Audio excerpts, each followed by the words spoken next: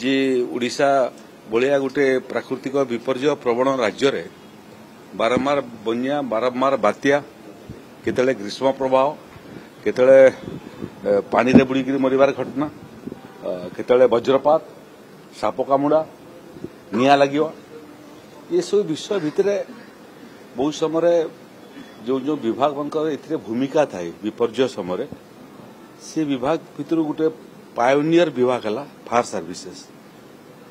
ସେମାନଙ୍କର ଏଭଳିଆ ପ୍ରାକୃତିକ ବିପର୍ଯ୍ୟୟ ସମୟରେ ଭୂମିକା ଓଡିଆର୍ଏଫ୍ ଏନ୍ଡିଆର୍ଏଫ୍ ଏପରିକି ଜଙ୍ଗଲ ବିଭାଗର ମଧ୍ୟ ରାସ୍ତା କ୍ଲିୟର କରିବାରେ ଭୂମିକା ଲୋକଙ୍କୁ ବଞ୍ଚାଇବାରେ ଫାୟାର ସର୍ଭିସେସ୍ର ଯେଉଁ ଭୂମିକା ଏସବୁ ଦେଖିଲା ପରେ ମଝି ମଝିରେ ତ ଆମର ବାର୍ତ୍ତାଳାପ ହେଉଥିଲା ଏବେ ଓଡ଼ିଶାରେ ଆଉ ଗୋଟେ ପ୍ରାକୃତିକ ବିପର୍ଯ୍ୟୟ ଆସିବାଟା ଆରମ୍ଭ କଲାଣି ସେଟା ହେଲା ଲ୍ୟାଣ୍ଡସ୍ଲାଇଡିଂ ପାହାଡ଼ ଉପରୁ ପର୍ବତ ଉପରୁ ପଥର ବଡ଼ ବଡ଼ ପଥର ପଡ଼ିବା ତେଣୁ ଏ ସବୁ ଭିତରେ ଆମେ ନିଷ୍ପତ୍ତି କରିଛୁ କ୍ୟାବିନେଟ୍ ମଧ୍ୟ ମୋହର ଲଗେଇଛି ଯେ ଭୁବନେଶ୍ୱରରେ ଏକ ପ୍ରାକୃତିକ ବିପର୍ଯ୍ୟୟ ଭବନ ତିଆରି ହେବ ଏବେ ଯେଉଁ ଯେଉଁ ବିଭାଗ ସବୁ ପ୍ରାକୃତିକ ବିପର୍ଯ୍ୟୟ ସମୟରେ ମିଳିତ ଭାବରେ କାମ କରନ୍ତି ସେମାନଙ୍କର ଦପ୍ତର ମଧ୍ୟ ଭିନ୍ନ ଭିନ୍ନ ଜାଗାରେ ଅବସ୍ଥାପିତ ହୋଇଛି ଯେଉଁ ପ୍ରାକୃତିକ ବିପର୍ଯ୍ୟୟ ଭବନ ହେବ ସେ ଭବନରେ ସମସ୍ତ ବିଭାଗର ଯେଉଁମାନେ ସବୁଠାରୁ ଶୀର୍ଷ ଅଧିକାରୀ ତାଙ୍କର ମଧ୍ୟ ଦପ୍ତର ସେଇଠି ଲୋକେଟ୍ ହେବ 24 ଘଣ୍ଟା କଣ୍ଟ୍ରୋଲ ରୁମ୍ରେ ବସିବା ଯାହା ତଥ୍ୟ ଆସୁଛି ଯାହା ଖବର ଆସୁଛି ଏବଂ ଯାହା କାର୍ଯ୍ୟାନୁଷ୍ଠାନ ବିଭିନ୍ନ ଜାଗାରେ ହେଉଛି ତାକୁ ଅପଡେଟ୍ କରିବା ମାନସ ମନ୍ଥନ କରିବା ନୂଆ ନୂଆ ଆଇଡିଆ ସଂକଳନ କରିବା ଏବଂ ପ୍ରାକୃତିକ ବିପର୍ଯ୍ୟୟ ପରିଚାଳନାରେ ଓଡ଼ିଶାର ଯେଉଁ ନାଁ ଅଛି ଭାରତବର୍ଷରେ ତାକୁ ଆଉ ଗୋଟିଏ ସ୍ତର ପର୍ଯ୍ୟନ୍ତ ନେବା ସେ ବାବଦରେ ଯେଉଁ ମାନସ ମନ୍ଥନ ଚାଲିଛି ସେ କ୍ରମରେ ଆଜି ମୁଁ ଆସିଥିଲି ଏଠିକି ଏବଂ ମୋତେ ବିଭାଗ ତରଫରୁ ଯେଉଁ ପ୍ରେଜେଣ୍ଟେସନ୍ ଦିଆଗଲା ଯେ କେଉଁ କେଉଁ ଆଧୁନିକ ଉପକରଣ ଆମ ପାଖରେ ଅଛି ଆହୁରି କ'ଣ କ'ଣ ଆଧୁନିକ ଉପକରଣର ଆବଶ୍ୟକତା ଅଛି ସେଥିରେ ପୁଣି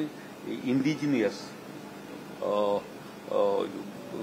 ଜିନିଷକୁ କେମିତି ମହତ୍ତ୍ୱ ଏବଂ ଗୁରୁତ୍ୱ ଦିଆଯାଇପାରିବ ଏବଂ ଅନ୍ୟ ଦେଶମାନେ ମୂଳତଃ ଚୀନ ଜାପାନଠୁ ଆରମ୍ଭ କରି ୟୁରୋପୀୟ ରାଷ୍ଟ୍ରମାନେ ସେମାନେ ପ୍ରାକୃତିକ ବିପର୍ଯ୍ୟୟ ସମୟରେ ଯେଉଁ ଯେଉଁ ଉପକରଣ ବ୍ୟବହାର କରୁଛନ୍ତି ସେ ତାର ତୁଳନାରେ ଆମେ କେଉଁଠି ଅଛୁ ଜାତୀୟ ସ୍ତରରେ ଖ୍ୟାତି ଅର୍ଜନ କଲା ପରେ ଇଏ ଡିଜାଷ୍ଟର ମ୍ୟାନେଜମେଣ୍ଟରେ ତାକୁ ଆଉ ଗୋଟିଏ ସ୍ତର ଉପରକୁ ନେଇକି ଯେମିତି ଆମେ ଆନ୍ତର୍ଜାତିକ ସ୍ତରରେ ମଧ୍ୟ ୟୁନାଇଟେଡ୍ ନେସନ୍ ଆମକୁ ସାର୍ଟିଫିକେଟ୍ ମଧ୍ୟ ଦେଇଛି ଆମେ ପ୍ରଶଂସିତ ମଧ୍ୟ ହେଇଛୁ ଏଠି ଫିଲ୍ଡରେ ଯେଉଁମାନେ ଫାୟାର ସର୍ଭିସେସ୍ରେ କାମ କରନ୍ତି ତାଙ୍କର ଡ୍ରିଲ୍ ବି ଦେଖିଛି ଏବଂ ତାଙ୍କର କାମର ମଧ୍ୟ ଡେମନଷ୍ଟ୍ରେସନ୍ ଦେଖିଛି ତେଣୁ ଆଜି ଆସିବାର ମୂଳ କାରଣ ହେଉଛି ଯେ ଆହୁରି କ'ଣ ଅତ୍ୟାଧୁନିକ ଯନ୍ତ୍ରପାତିର ଆବଶ୍ୟକତା ଅଛି ଟେକ୍ନୋଲୋଜି ଆଉ କେମିତି ବ୍ୟବହାର ହୋଇପାରିବ ବହୁତ ସମୟରେ କମ୍ୟୁନିକେସନ୍ ଫେଲ୍ ମାରିଦେଉଛି ସେଥିରେ ସାଟେଲାଇଟ୍ ଫୋନ୍ର କେମିତି ଉପଯୋଗ ଫାୟାର ସର୍ଭିସେସ୍ରେ ହୋଇପାରିବ ଆଜିକାଲି ଉଚ୍ଚ ଘର ସବୁ ତିଆରି ହେଲାଣି ଏବଂ ନିଆଁ ଲାଗିଗଲେ 40 ମହଲା 50 ମହଲା ଘର ପର୍ଯ୍ୟନ୍ତ କେମିତି ଆମେ ପହଞ୍ଚି ପାରିବା ଏବଂ ସେଥିପାଇଁ ଯାହା ଯାହା ଉପକରଣ ଦରକାର ଏ ବାବଦରେ ଆଜି ବ୍ୟାପକ ଭାବରେ ବାର୍ତ୍ତାଳାପ ହୋଇଛି ଏ ବାବଦରେ ବିପର୍ଯ୍ୟୟ ପରିଚାଳନା ବିଭାଗରେ ମଧ୍ୟ ମୋର କଥାବାର୍ତ୍ତା ହୋଇଥିଲା ମୁଖ୍ୟ ଶାସନ ସଚିବ ଏବଂ ମୁଖ୍ୟମନ୍ତ୍ରୀଙ୍କ ସାଙ୍ଗରେ ମଧ୍ୟ ଏ ବାବଦରେ ଆମେ ଆଲୋଚନା କରିଛୁ ତେଣୁ ଆକୁ ଗୋଟିଏ ସ୍ତର ନେବା ପାଇଁ ଏବଂ ପ୍ରାକୃତିକ ବିପର୍ଯ୍ୟୟ ଭବନ ଅତ୍ୟାଧୁନିକ ଭବନ ଏବଂ ସମସ୍ତ ପ୍ରକାର ଯନ୍ତ୍ରପାତି ସଜ୍ଜିତ ଭବନ କରିବାର ପାଇଁ ମଧ୍ୟ 300 କୋଟି ଟଙ୍କା ପ୍ରଥମ ପର୍ଯ୍ୟାୟରେ ବ୍ୟବସ୍ଥା ହୋଇଛି ଆହୁରି ଆବଶ୍ୟକ ପଡ଼ିଲେ ଦେବୁ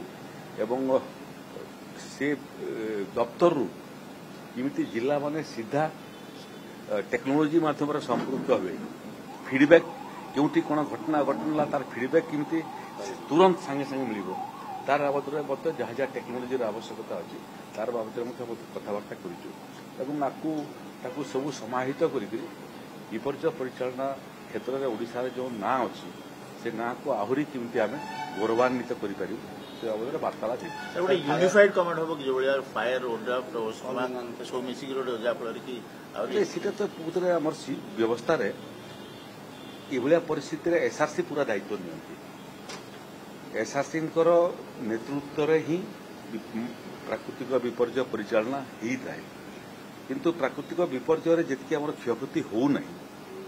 ବହୁତ ଚିନ୍ତାର ବିଷୟ ଯେ ପାଣିରେ ବୁଡ଼ିକରି କଲେଜ ପିଲାମାନେ ପିକନିକ୍ କରି ଯିବା, ସେଲ୍ଫି ଉଠେଇବା, ଅସାବଧାନତା ଯୋଗୁଁ ଖସି ପଡ଼ିବା, ସାପ କାମୁଡ଼ାରେ ହଜାରେ ମୃତ୍ୟୁ, ଆପଣଙ୍କର କୁମ୍ଭୀର ଆକ୍ରମଣରେ ପାଣିରେ ବୁଡ଼ିକରି ଏବଂ ବଜ୍ରପାତରେ ଏଟାକୁ ମଧ୍ୟ ଆହୁରି ବ୍ୟାପକ ଭାବରେ କମ୍ କରାଯାଇପାରନ୍ତା। ସଚେତନତା ଗୋଟେ ମଧ୍ୟ ସେଥିରେ ବଡ଼ ଅସ୍ତ୍ର। ସେ ସଚେତନତା କାର୍ଯ୍ୟକ୍ରମକୁ କେମିତି ଆମେ ତଳ ପର୍ଯ୍ୟନ୍ତ ନେଇପାରିବୁ।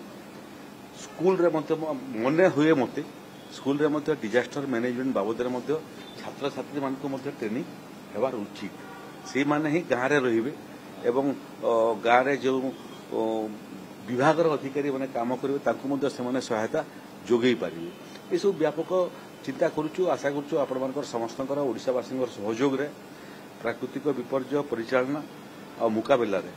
ଆହୁରି କେମିତି ଆମେ ଶକ୍ତିଶାଳୀ ହୋଇପାରିବୁ ସେଟା ହିଁ ଆଗାମୀ ଦିନରେ ଏସବୁ କେବଳ ସେତିକି ନୁହଁ। ଆପଣଙ୍କର ଓଡ୍ରାଫ୍ ଅଛି, ଏନ୍ଡିଆର୍ଏଫ୍ ଅଛି, ଫାୟାର ସର୍ଭିସେସ୍ ଅଛି, ତାର ସାଙ୍ଗରେ ସାଙ୍ଗରେ ଜଙ୍ଗଲ ବିଭାଗର ମଧ୍ୟ ଏଭଳି ରାସ୍ତାରେ ଗଛ ପଡ଼ିଗଲା ତାକୁ ସଫା କରିବା, ରାସ୍ତା ଖୋଲା କରାଇବା, ତାଙ୍କର ମଧ୍ୟ ଗୋଟେ ବଡ଼ ଭୂମିକା ଅଛି। ଶକ୍ତି ବିଭାଗର ଗୋଟେ ବଡ଼ ଭୂମିକା ଅଛି,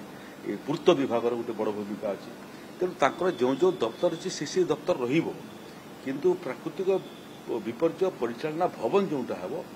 ସେଇଥିରେ ମଧ୍ୟ ସେମାନଙ୍କର ସ୍ୱତନ୍ତ୍ର ଦପ୍ତର ହେବ ଏବଂ ପ୍ରାକୃତିକ ବିପର୍ଯ୍ୟୟ ସମୟରେ ମୂଳ ଦପ୍ତରକୁ ଛାଡ଼ିକରି ସମସ୍ତେ ଗୋଟିଏ ଜାଗାରେ ଆଭେଲେବୁଲ୍ ହେବେ ଏବଂ ପ୍ରାକୃତିକ ବିପର୍ଯ୍ୟୟର ସାମ୍ନା କରିବେ। ସେ ବାବଦରେ ଆମେ ଅଧ୍ୟୟନ କରୁଛୁ ଆଉ ଡିଜାଇନ୍ ତିଆରି ହେଇଗଲାଣି ବି। ଆକୁ ଟେଣ୍ଡର ପ୍ରୋସେସ୍ ବି ଆରମ୍ଭ ହୋଇଯିବ। ଆଶା କରୁଛୁ 2 ବର୍ଷ ଭିତରେ ଓଡ଼ିଶା ସରକାରଙ୍କର ନିଜସ୍ୱ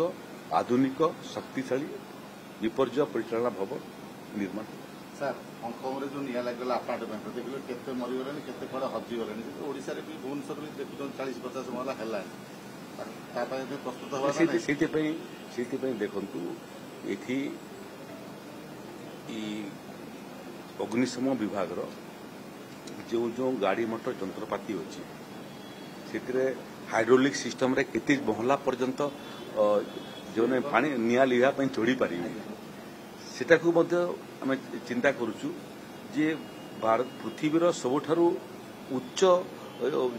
ଜାଗା ପହଞ୍ଚିବା ପାଇଁ ଯେଉଁ ହାଇଡ୍ରୋଲିକ୍ ମେସିନ୍ ମାନେ ଅଛି କେଉଁ କମ୍ପାନୀର ଅଛି, କେତେ ଦୂର ପହଞ୍ଚାଇ ପାରିବ ସେ ବାବଦରେ ମଧ୍ୟ ଆମେ କଥାବାର୍ତ୍ତା କରୁଛୁ। ଆଜିକାଲି ଆଉ ପୁରୁଣା କାଳିଆ ଉପକରଣକୁ ନେଇକରି ଆଧୁନିକ ପ୍ରାକୃତିକ ବିପର୍ଯ୍ୟୟ ବି ଚାଲାକ ହେଉଛି। ସେ ମଧ୍ୟ ଗୋଟେ ସମୟରେ ଅନୁମାନ ଲଗାଉଛୁ ଏଇଠି ଲ୍ୟାଣ୍ଡଫଲ୍ କରିବ, ସେ ଆମକୁ